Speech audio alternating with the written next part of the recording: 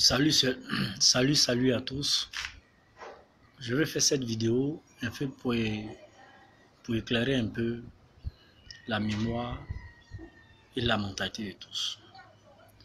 Nous qui sommes en Côte d'Ivoire depuis des années, qui sommes nés ici, ivoiriens pour la plupart et étrangers pour certains, mais qui sont nés ici, nous avons constaté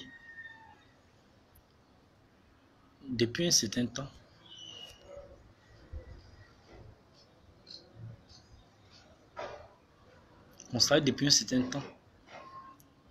que à chaque fois que la politique est en exercice, depuis 90, il y a des morts.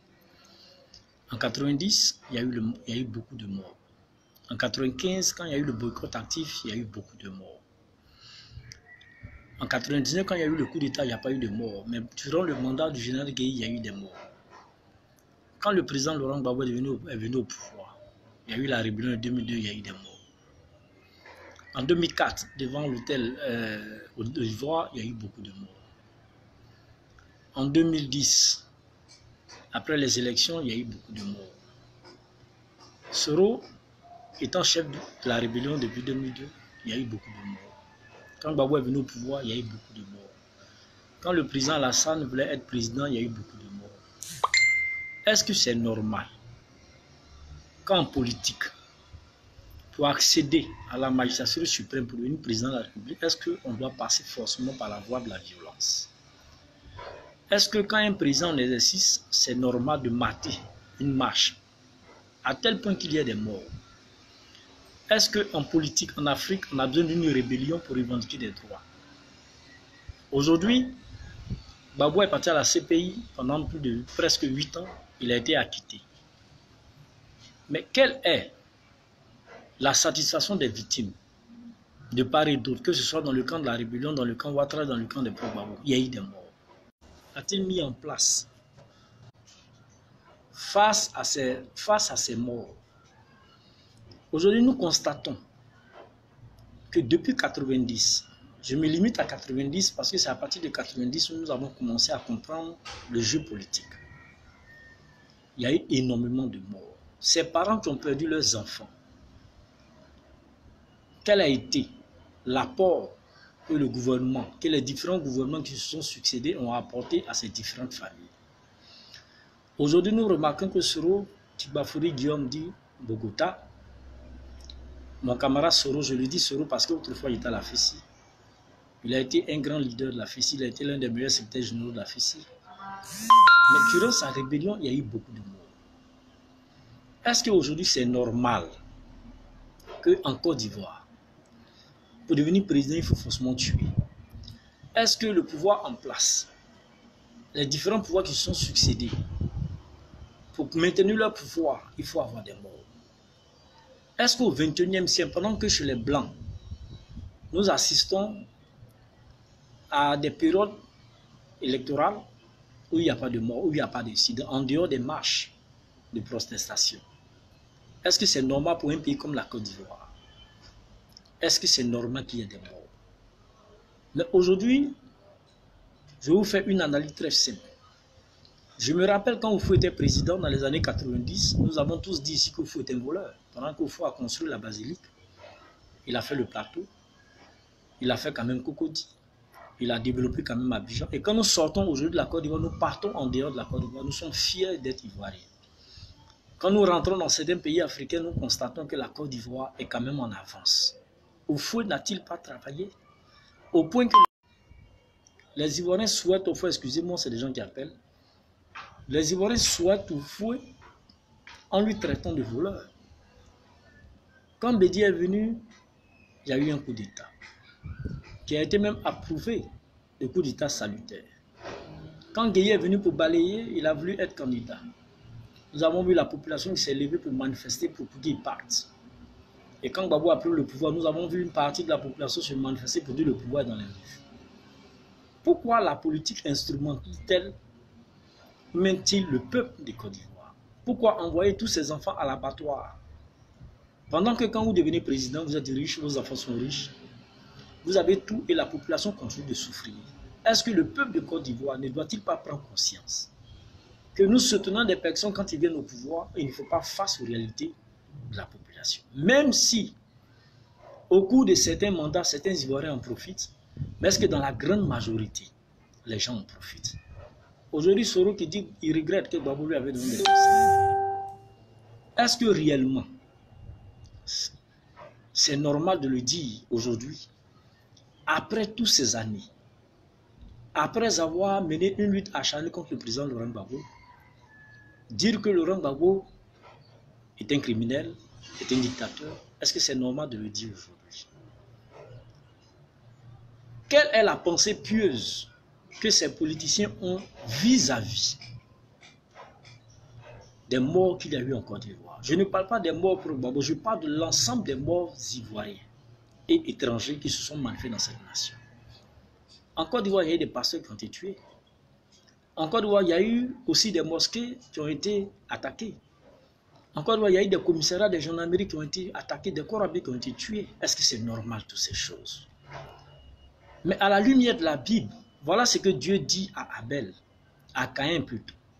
Il dit, quand Caïn tue son frère par motif de jalousie, parce qu'il estimait que Abel était béni par Dieu que lui, Dieu dit à Abel, le sang innocent de ton frère crie vengeance. Est-ce que tous ces morts qui se sont manifestés, en dehors de ceux qui ont pris les armes pour faire la guerre, ces innocents qui ont été tués parce qu'ils appartenaient à Ouattara, ces innocents qui ont été tués parce qu'ils appartenaient à Gbagbo, ces innocents qui ont été tués au cours des marches parce qu'ils revendiquaient quelque chose, est-ce que leur sang n'est-il pas un sang innocent qui crie vengeance vis-à-vis du trône de Dieu? La Côte d'Ivoire ne serait-elle pas sous une malédiction face à ces morts? Quelle cérémonie a été faite en Côte d'Ivoire pour la commémoration de tous ces morts? Quelle entreprise a été menée? Quelle action a été menée face à ces innocents qui ont été tués, face aux familles qui ont perdu leurs enfants? Est-ce que le cœur de ces familles n'est-il pas meurtri de nos jours? Est-ce qu'aujourd'hui, certaines familles ne continuent pas de pleurer leurs enfants qui sont tombés injustement face à la crise? Je pense qu'au lieu de penser au pouvoir politique, il est important que la classe politique tout entière reconnaisse ses erreurs et ses torts vis-à-vis de la population. Tu peux être président de la République sur la terre, tu peux être un homme riche sur la terre, tu peux tout faire sur la terre, mais il y a une seule chose que tu ne peux pas empêcher, c'est le jugement de Dieu. Dieu va juger tout le monde. Dieu va juger tout le monde. Dieu va juger tout le monde sans exception. Plein de jeunes violents ont été tués, plein de jeunes bétails ont été tués, plein de jeunes baoulés ont été tués. Même à Béoumi, il y a encore des crises, il y a encore des morts. Est-ce que c'est normal? À cause de la politique, des gens doivent mourir de cette manière? Je dis non. Le pouvoir en place n'est pas le propriétaire légal des âmes des personnes vivantes en Côte d'Ivoire, qu'elles soient ivoiriennes ou étrangères. Le garant de toutes les âmes, le garant de tous les êtres humains, c'est Dieu. Dieu n'est-il pas en train de faire planer sur la Côte d'Ivoire une forme de malédiction face à ces sangs innocents qui sont tombés, face à des personnes qui ont été tuées parce qu'on leur reproche d'être dans un camp ou dans un autre camp? Aujourd'hui, je pense qu'il est important d'arrêter toutes ces querelles. Excusez, que la politique soit responsable et prenne conscience. Et que le politique prenne conscience qu'il n'a pas le droit d'emmener des enfants des gens à l'abattoir, qu'il n'a pas le droit de lancer des enfants des gens à cause d'une quête de prise de pouvoir afin de susciter des morts. J'ai dit, je ne suis pas d'accord. Je ne suis pas d'accord parce que Dieu va juger tout le monde. Dieu va juger les musulmans, Dieu va juger les chrétiens, Dieu va juger les présidents, Dieu va juger ceux qui ne sont pas présidents, Dieu va juger toute la population ivoirienne, Dieu va juger ceci. Mais aujourd'hui, regardons un fait. Quand quelqu'un a un pouvoir, l'opposition l'insulte. Les gens poussent les gens à l'insulter, à l'humilier. Oufoué, on a subi. Bédier aussi, on a subi.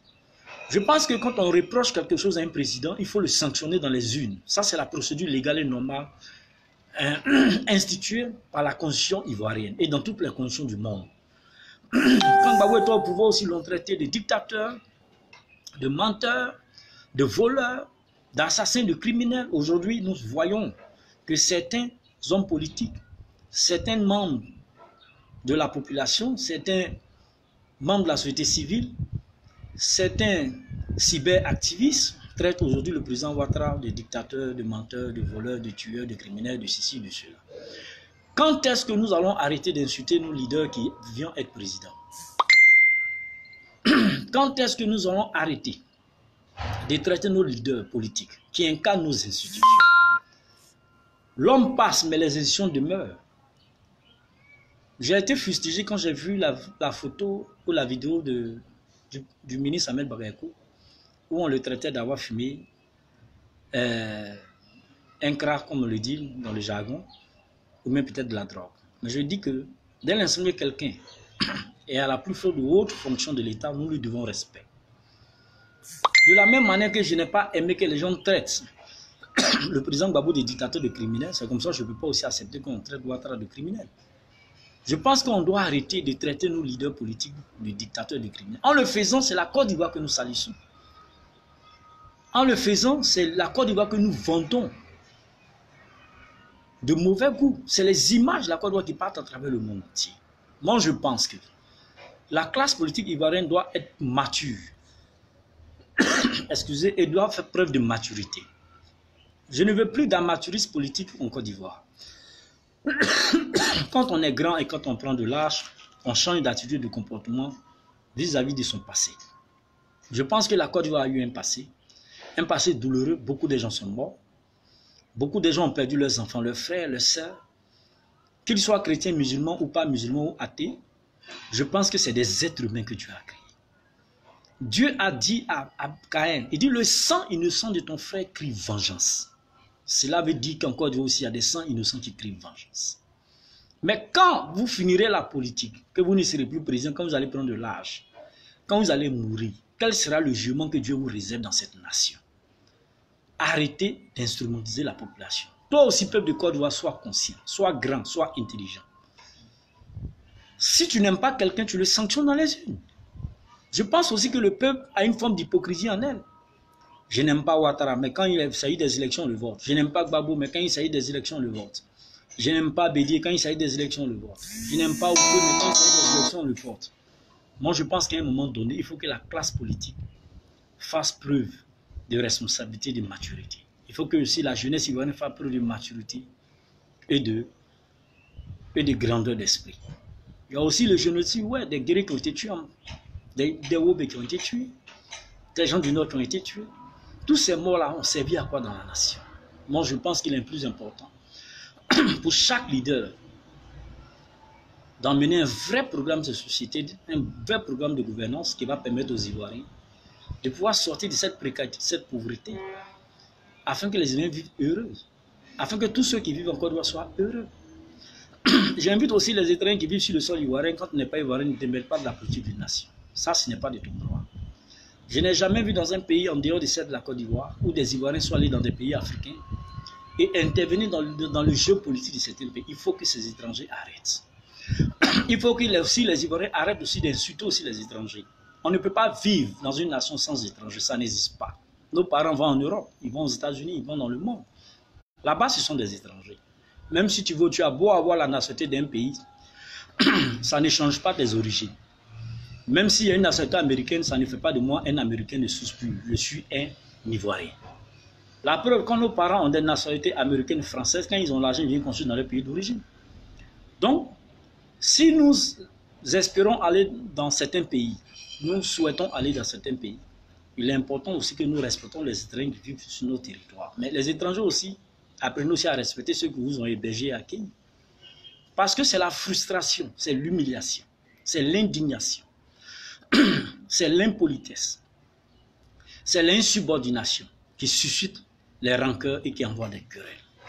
Il est important de songer aujourd'hui à développer la Côte d'Ivoire. Quand je pense qu'en Côte d'Ivoire, on a 3 ponts, et on est fiers d'avoir 3 ponts, pendant que dans les pays développés, ils ont plus de 3 ponts, je pense que c'est une honte pour la Côte d'Ivoire. Face à la richesse ivoirienne, je pense que ce n'est pas normal que nous ayons 3 ponts. Nous pouvons avoir plus de 5, 6, 7, 8, 9, 10 ponts en Côte d'Ivoire. Quand Gbagbo est venu électrifier plus de 6000 villages, j'entends des gens dire que Gbagbo n'a rien fait. Je dis non, c'est méconnaître la politique. J'entends dire que Bédié n'a rien fait. Bédié il a fait la centrale, si j'ai bonne mémoire, si je ne me trompe pas, d'Azito. Aujourd'hui, qui fournit le courant en Côte d'Ivoire. Donc, il n'y a pas quelqu'un qui va venir au pouvoir qui ne va rien faire. Donc, ce n'est pas parce que le président Ouattara fait un pont que les autres n'ont rien fait. Apprenons à reconnaître les acquis qu'il y a eu en Côte d'Ivoire. Oufoué a travaillé. Bédié a fait de son mieux. Gueye a venu, il a fait sa partition. Bédié aussi a fait de son mieux. Gbagbo aussi a joué sa partition. Ouattara est en train de jouer sa partition. C'est une question de partition. Et quand le son finit, la personne s'en va.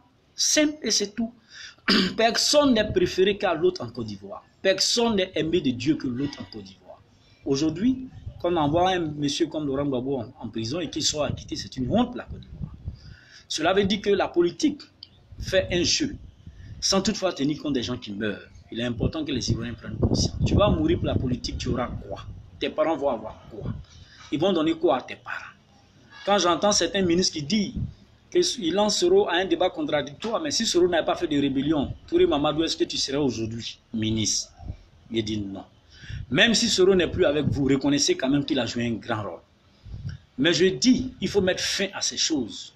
Il faut mettre fin à ces pratiques politiciennes qui ont tendance à exposer le peuple du Côte d'Ivoire à la dérive, à la mort, qui ont tendance à exposer les Ivoiriens à des tueries massives. Il faut arrêter ça. En Côte d'Ivoire, nous sommes tous des frères. Nous avons des frères du Nord. Moi, ma petite sœur qui me suit, elle est du Nord. Nous avons la même mère.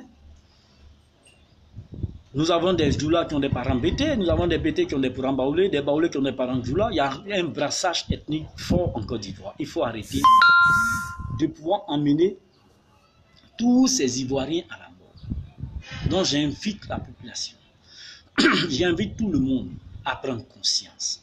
Arrêtez d'envenimer le jeu politique ivoirien. Arrêtez de créer des rancœurs. Tu peux défendre quelqu'un simplement. Excusez. C'est le temps qui me fatigue. Le temps est un peu sec.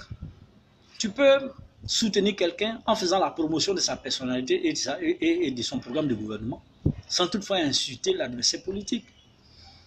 Quoi qu'il en soit, qu'on veut, qu'on ne veut pas, Ouattara a fait son pont, Gbagbo a électrifié des villages, Bédié a fait la centrale d'Azito. Ce sont des acquis que la Côte d'Ivoire a. Aujourd'hui, on est fiers d'avoir le courant en Côte d'Ivoire. Il y a certains pays africains, là, c'est la capitale qui est éclairée. Souvent même la capitale est éclairée, une partie est éclairée, une partie n'est pas éclairée. Nous, en Côte d'Ivoire, sur l'ensemble du territoire ivoirien, tous ceux qui veulent avoir du courant, ça, c'est d'abord une fierté nationale. Donc, quand on est panafricaniste et quand on est nationaliste, on passe d'abord et on pense d'abord au bien-être du développement. On maintient les acquis. Aujourd'hui, en Côte d'Ivoire, quand il y a une manifestation, on brûle les acquis. Ça, ce n'est pas une intelligence politique. Et ça, je suis désolé. Je dis, il faut qu'on arrête ces choses. Il faut qu'on arrête ces choses. Il faut qu'on arrête ces choses. On ne peut pas empêcher un Djoula d'être RDR comme un BT d'être FPI. On ne peut pas aussi empêcher un Baoulé d'être PRCI parce que la démocratie ivoirienne est encore jeune. Et notre démocratie s'appuie sur les ethnies. Mais viendra le temps, dans 20 ans, dans 50 ans, ça va changer. Ça va changer parce que quand le métissage sera encore d'autant plus fort, quand le métissage sera encore plus fort, je pense que l'ethnie ne sera plus une base arrière de la politique. Ça va changer. Mais pour l'instant, il faut être tolérant vis-à-vis des Djoula qui sont EDR. Il faut être tolérant vis-à-vis des BT, des gens de l'Ouest qui sont peut-être EDPCI ou bien qui sont peut-être, comment on appelle ces pays. Il faut être tolérant vis-à-vis des Baoulés qui sont encore dans le PDCI. On ne peut pas empêcher un parent de soutenir son fils. Si moi, un jour, je me retrouve à soutenir peut-être Soro ou bien Blé Goudé, c'est selon mes convictions. Je peux soutenir Soro parce que j'ai fait la FICI. Je peux soutenir Blé Goudé parce qu'il est des Guibérois, parce que c'est mon frère. Donc je peux le soutenir s'il est candidat à la présidentielle, mais ce n'est pas un crime. Ça ne doit pas peut-être m'empêcher d'aller insulter Soro, d'aller insulter les Djoula, d'aller insulter ceci, d'aller insulter cela. Il faut qu'on change de mentalité. S'il y a eu des guerres en Côte d'Ivoire, c'est parce que quelque part, il y a eu peut-être la frustration. Ce que j'ai un peu déploré, Gbagbo a mené la lutte politique en Côte d'Ivoire. Il est celui qui a incité le multipartisme en Côte d'Ivoire. Et quand il vient au pouvoir, on lui fait la guerre, injustement. On aurait dû laisser Gbagbo faire 10 ans, normalement, tranquillement, sans guerre, et le sanctionner dans les unes, si on estimait qu'il n'avait pas bien géré le pays. Et puis les présidents là, écoutez, la Côte d'Ivoire ne vous appartient pas. Respectez quand même la constitution qui limite le nombre de mandats à 2. Il n'y a pas quelqu'un qui est plus béni que son ami. Tout le monde a Dieu. Tout le monde aussi n'a pas Dieu. Donc, si tu fais tes 2 mandats, tu t'en vas, l'autre vient, il fait ses 2 mandats, il s'en va, l'autre vient, il fait ses 2 mandats, il s'en va, l'autre vient, il fait ses 2 mandats, il s'en va, c'est tout. que les chrétiens comprennent. Les chrétiens comprennent que nous avons un droit de réponse vis-à-vis de Dieu. Que la politique comprenne qu'elle a un droit de réponse vis-à-vis de Dieu. Que la jeunesse comprenne qu'elle a un droit de réponse vis-à-vis de Dieu. Mais aujourd'hui, quand tu vas dans certains pays, tu es fier. Tu es fier parce que tu es ivoirien. Parce qu'il y a des acquis en Côte d'Ivoire. Si la Côte d'Ivoire était encore dans la bourse, on ne serait pas fier. Excusez-moi. Mais si on va au plateau, quand on voit les immeubles, on est fier. On voit les routes qui existent en Côte d'Ivoire, on sont fiers. Même si la côtière n'est pas encore totalement faite. Même si Ouattara n'arrive pas à le faire, quelqu'un viendra le faire. Quoi qu'il en soit, il n'y a personne qui vient au pouvoir sans toutefois entreprendre quelque chose de bon. Il faut reconnaître les acquis politiques. Il faut reconnaître quand quelqu'un a eu à faire quelque chose. Quand tu disais hier ou feu voleur, c'est normal que quand tu deviens président, on te traite de voleur. Quand tu dis Gbagbo voleur, c'est normal que quand tu deviens président aussi, on te traite de voleur. Parce que les mêmes causes produisent les mêmes effets et les mêmes effets ont pour origine les mêmes causes. Ça, on doit le comprendre. Il faut que la classe politique arrête un jeu de duperie vis-à-vis de la conscience ivoirienne. Les gens doivent arrêter. Les gens doivent arrêter d'instrumentaliser la politique avec la religion. Quand un musulman devient président, ce n'est pas l'islam qui est président. Quand un chrétien devient président, ce n'est pas l'église, mais ce n'est pas le christianisme qui est président. C'est un individu qui est président. Donc l'individu qui est chrétien, même qui est musulman, qui devient président, a ses qualités et a ses défauts. C'est de ça qu'il s'agit. C'est de ça qu'il s'agit. Ce n'est pas Jésus qui devient président avec un chrétien. Ce n'est pas Mahomet qui devient président avec un musulman. C'est un individu qui est chrétien ou qui est musulman qui devient président. Donc, il a ses qualités, il a ses défauts. Il a ses manquements, il a ses faiblesses. Il a tout en lui. On doit apporter assistance. On doit apporter aussi des critiques sans toutefois insulter la personne de la personne physique et morale de la personne, de l'individu qui est président de la République. Je dis non. Parce que si les frustrations ne sont pas arrêtées, un jour la Côte d'Ivoire va courir au chaos. La Côte d'Ivoire va courir à la catastrophe. Vous savez, quand quelqu'un dans l'opposition est frustré, on le frustre beaucoup. Ça crée un débordement. Quand Gbagbo était dans l'opposition, il a fait des prisons. Il a été enfermé, il a été emprisonné à plusieurs reprises. Ça crée des frustrations. Aujourd'hui, en Côte d'Ivoire, le vrai problème de la politique, c'est que les politiciens n'aiment pas les ambitions. Dès l'instant que quelqu'un a une ambition de devenir président de la République, le politique se dresse à cette personne et l'empêche. Dès l'instant que vous empêchez quelqu'un de manifester son ambition, il passe par tous les moyens pour réaliser son rêve. On ne peut pas empêcher quelqu'un de devenir président. Tout le monde peut être candidat, mais tout le monde ne peut pas être président. Il est important d'aborder la voie des yeux, sans toutefois passer par la guerre, sans toutefois jeter les enfants des gens dans les rues pour qu'ils meurent. Quand vous savez qu'une marche va courir au débordement, il faut l'arrêter. Quand vous savez que des instructions ont été données à l'armée, à la police, à la gendarmerie de mater la marche, il faut arrêter la marche. Parce que quand ils vont mater cette marche, il y aura des morts. C'est des innocents qui vont mourir. Et quand ces innocents mourront, c'est un sang innocent qui va monter à Dieu. Ne soyons pas surpris dans 10 ans de voir des catastrophes en Côte d'Ivoire. Ne soyons pas surpris dans 10 ans de voir des morts prématurés en Côte d'Ivoire. Quand nous voyons des blancs mourir par AVC, par crise cardiaque, par cancer, c'est des malédictions, c'est des maladies rattachées à des malédictions. Même si la science dit que cela est dû à l'alimentation, mais on mangeait de la même manière autrefois, mais on n'avait pas ces maladies. Donc la science elle-même a ses limites. Arrêtons d'entraîner sur la Côte d'Ivoire, d'emmener sur la Côte d'Ivoire des malédictions. Arrêtons de faire subir à la Côte d'Ivoire une forme de malédiction. Dieu est le maître suprême de l'humanité, il est le créateur du ciel et de la terre. Il est le propriétaire des musulmans, il est le propriétaire des chrétiens, il est le propriétaire même de ceux qui ne vont ni à la mosquée ni à l'église. Arrêtez de pousser les enfants des gens à la mort inutile. Arrêtez de frustrer vos amis. Que ce soit un problème d'image, c'est de la rébellion. Mais s'il n'a pas été rebelle, là, tu seras ministre. Arrête de frustrer des gens. Arrêtez aussi de frustrer aussi la personne qui parle. On peut répondre à quelqu'un sans toutefois l'insulter. sans toutefois aussi l'humilier. On dit on répond l'imbécile par le silence. C'est quand quelqu'un t'insulte que tu ne réponds pas, il finit par parler seul. Il finit par avoir ce qu'on appelle la démence politique. Il finit par ce qu'on appelle, comme on le dit dans le jargon, nous sur la bête écologie. Il devient un ignare. il devient un homme sans intelligence, dépourvu de conscience. Toi, ce que tu fais par la personne, une personne ne fait pas avec toi. Mais c'est que tu as un problème de mentalité, tu as un problème spirituel. Il faut arrêter ces choses. Donc, je lance un appel à l'ensemble des Ivoiriens de prendre conscience. À l'ensemble des corps habillés des militaires, quand vous donnez des instructions de martyr, vous n'êtes pas obligé d'obéir. Non, c'est des êtres humains. C'est vos parents qui sont dans les rues quand ils marchent. C'est vos frères, c'est vos copines, c'est vos copains, c'est vos maîtresses, c'est vos épouses, c'est vos enfants qui sont dans les rues quand ils marchent. Arrêtez d'être un peu, de se comporter comme des animaux. Face à cela, je dis, quand quelqu'un est au pouvoir, il faut observer son programme de gouvernement, il faut porter des critiques à son programme de gouvernement, le sanctionner sur lui ou non par les unes. Moi, je suis dans la posture démocratique.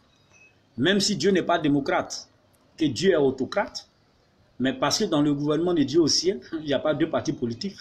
Mais sur la terre, nous avons le choix. Depuis que Adam et Ève ont mangé le fruit de la connaissance du bien et du mal, le choix s'est imposé à nous. Le choix aussi s'est imposé à nous quand Dieu a dit à Adam, tu peux manger tout sauf ça. C'était aussi un choix. Aujourd'hui, les morts que nous constatons en Côte d'Ivoire est l'ordre d'un choix. Des gens font le choix de mettre les enfants des yeux en pâture afin qu'ils soient morts, afin qu'ils soient tués. Les gens font le choix de pouvoir éliminer physiquement des personnes. Les gens font le choix de pouvoir faire des coups d'État. Je pense que ces choix-là sont nocifs, sont nauséabonds, ont une mauvaise odeur vis-à-vis de la face de Dieu. Arrêtez ça. Vous n'êtes pas des super hommes. Vous n'avez pas un autre Dieu en dehors de celui qui a créé le ciel et la terre. Tu vas finir de tuer enfants des gens et puis tu vas te repentir. Tu penses que c'est comme ça que Dieu fonctionne? Tu vas tuer enfants des gens, tu vas partir en Israël ou à la Mecque pour te repentir. Tu penses que Dieu fonctionne comme ça? Arrêtez ça. Quand tu pèches dans ta confiance propre, il est quand même difficile pour Dieu de te pardonner ce péché-là. Parce que quand le péché est une ignorance, quand le péché est une désinformation, quand le péché est un manque de conscience, alors quand on se repent, Dieu pardonne. Mais quand on pêche de façon physique, de façon naturelle, avec tous ces facteurs intellectuels et moraux, avec toute sa connaissance qu'on a appris depuis l'école, quand on commet un péché de façon visible, je pense qu'il est quand même parfois difficile à Dieu de nous pardonner ces péchés. Arrêtez d'exposer les ministres dans les journaux. Vous les journalistes aussi, arrêtez d'instrumentaliser la conscience du peuple. Arrêtez de liguer les politiciens entre eux. Arrêtez ces bêtises, on n'a pas besoin de ça encore, on a besoin d'une vraie réconciliation. On a besoin de la paix. Vous faites la politique, vous avez eu l'argent. La population est encore dans la pauvreté, vous créez des guerres afin que la population ne puisse pas avoir l'argent. C'est n'importe quoi. Si vous continuez dans cette aventure, ou mes aventures, vous allez conduire la Côte d'Ivoire dans un gouffre où on ne pourra plus s'en sortir. Ce n'est pas parce que tu as les armes que quelqu'un ne dit rien que tu es fort. Non. Ce n'est pas parce que tu tues des gens que les gens ne répondent pas que tu es fort. Je dis non. Dieu nous a donné les animaux qu'on doit tuer pour manger. Dieu ne nous a pas dit de tuer des hommes pour manger. L'être humain est précieux, sacré aux yeux de Dieu, qu'il soit musulman, chrétien ou non chrétien, qu'il soit bouddhiste, qu'il soit dans quelconque religion, il est précieux aux yeux de Dieu. La parole que Dieu a donnée à l'humanité, il dit allez convertissez les nations. Il est dans notre devoir de convertir les nations. Il est dans le devoir de l'islam de convertir ceux qui ne sont pas islamiques. Il est dans le devoir de l'église, du christianisme de convertir ceux qui ne sont pas chrétiens. Notre rôle, c'est la parole. C'est le pouvoir de la parole, c'est la puissance de la parole, c'est de convertir les gens. Afin que les gens adhèrent à la vision de Dieu. Peu importe la région où nous sommes, nous avons le droit d'annoncer les lois, d'annoncer les différents principes qui incarnent nos différentes religions, afin que ceux qui ne sont pas dedans soient convertis. Voici ce que Dieu nous a dit. Sinon, Dieu n'a jamais dit d'aller tuer des gens. Au contraire, dans Exode chapitre 20, il dit de tuer au point. Donc Dieu a donné un autre formule de ne pas tuer. Mais quand des gens sont morts, quand des gens sont tués, quand des gens sont anéantis, quand des gens sont détruits, quand les gens sont éliminés physiquement, quand des gens, leur ambition politique sont battus en brèche par la violence, et quand tu empêches quelqu'un de réaliser son rêve, c'est un crime devant la face de Dieu. Tout le monde peut avoir des ambitions de devenir président, mais tout le monde ne devient pas président. Donc quand quelqu'un devient président, c'est Dieu qui l'a mis au pouvoir. C'est ce que la Bible nous dit. Il dit toute autorité émane de Dieu. Je ne suis pas d'accord que des gens insultent Ahmed Bagayoko parce qu'il a fumé de la drogue. Vous savez, vous connaissez le nombre de personnes, des cadres dans cette nation qui fument la drogue? Vous connaissez le nombre de la population, des personnes au sein de la population qui fument la drogue? Arrêtez d'exposer la vie privée des gens sur la place publique. Ça aussi, ça crée des frustrations. Arrêtez d'incriminer les gens, ça crée aussi des frustrations. Arrêtez d'aller contre la personne physique d'une personne parce qu'il fait de la politique, c'est aussi de la frustration. Arrêtez d'instrumentaliser l'armée parce qu'elle est de tel bord ou de tel bord, c'est une frustration. C'est l'ensemble des frustrations qu'a subi le peuple ivoirien qui a envoyé toutes ces guerres. Même si pour ma part, j'estime que Gbagbo a été victime de son arrivée au pouvoir. Celui qui a mené le combat depuis des années, il vient au pouvoir, on lui fait un coup d'État. Manqué, ça devient une rébellion. Pour moi, c'est une injustice. Donc quand Soro dit, je regrette, pour moi, son regret est face à tout ce qu'il a mené dans la rébellion. Mais quand quelqu'un aussi demande pardon, la Bible dit, quand quelqu'un se repent, Dieu lui pardonne de ses péchés. Donc si Soro est en train de demander pardon, Dieu va pardonner. Toi qui penseras que Dieu ne va pas pardonner, c'est ton problème. Si Gbagbo aussi dit non, je demande pardon parce qu'il y a des morts en Côte d'Ivoire, Dieu va pardonner. Mais ce n'est pas une raison pour qu'on puisse d'abord tuer des gens et venir enfin demander pardon. Ce n'est pas une logique politique. Ce n'est pas un cheminement politique. Il faut arrêter ces bêtises-là. Il faut arrêter ces mauvaises transactions politiques-là. Il faut arrêter d'instrumentaliser ses enfants, ses frères, ses sœurs. Parce que vous êtes de la même ethnie, vous êtes de la même religion, vous êtes de la même région, pour pouvoir faire un coup d'État. Arrêtons ces bêtises-là. On va aux urnes. Quand nous votons, que nous estimons que celui qui est au pouvoir a usurpé, a tout partout les élections. Si en Côte d'Ivoire, quelqu'un est président de la République, qu'il a perdu les élections, qu'il a un peu reconnu, si toute la population se met dehors pendant une semaine, ils vont lui demander de partir. Il va partir. Ça, c'est la meilleure des voies. Mais quel a été l'apport politique face à ces différents morts? Est-ce que les familles des personnes décédées par la politique ivoirienne ont été indemnisées depuis 1990 jusqu'à de nos jours? Est-ce que ces familles ont reçu un apport financier de l'État de Côte d'Ivoire, peu importe les différents pouvoirs qui ont succédé à la tête de la Côte d'Ivoire? Moi, je dis non, dans la majorité. Est-ce que ceux qui ont fait la rébellion, tous sont intégrés de l'armée? Je dis non. Ça aussi, c'est des frustrations. Est-ce qu'on peut empêcher quelqu'un qui est ministre de mettre ses parents, donner du travail à ses parents? Je dis non. Si moi je suis président de la République, je peux prendre tous mes parents et leur donner du travail. C'est un privilège pour moi, c'est mon droit fondamental. Si je suis directeur d'une société qui estime que mon petit frère a la compétence par son diplôme, je peux lui permettre de travailler dans la société. Donc quand quelqu'un vient au pouvoir, qui permet à des gens d'avoir du travail, moi je dis que ce n'est pas forcément mauvais. Mais les politiciens doivent comprendre que l'ensemble des Ivoiriens sont d'abord leurs parents. Quand tu es Djoula, quand tu es Maoka, tu es Koyaga, tu es Sénifo, tu es Gimini, le Bété est ton frère. Quand tu es Bété, l'Abé est ton frère. Quand tu es Abé, le Baoulé est ton frère. Nous sommes tous des frères. Nous sommes tous des frères parce que nous sommes des Ivoiriens. On peut beau parler, on ne peut jamais enlever le parfum du mot ivoirien sur nos dos. Ça va nous suivre quand dans nos tombes. C'est quand nous allons arriver chez Dieu que là-bas, il n'y a pas de Burkinabé, il n'y a pas d'Ivoirien, il n'y a pas de Malien parce que nous sommes des enfants de Dieu. Mais pour l'instant, dès l'instant que les nations existent, que les frontières ont été tracées, chaque nation porte l'identité de son pays. Donc dire que je suis Ivoirien, ce n'est pas se moquer du Burkinabé mais du Malien. Arrêtons ces mentalités-là. Arrêtons la mauvaise interprétation. Arrêtons la mauvaise lecture politique. Arrêtons de dire n'importe quoi. Ce n'est pas normal, ce n'est pas légal. Que Dieu bénisse la Côte d'Ivoire, je vous remercie.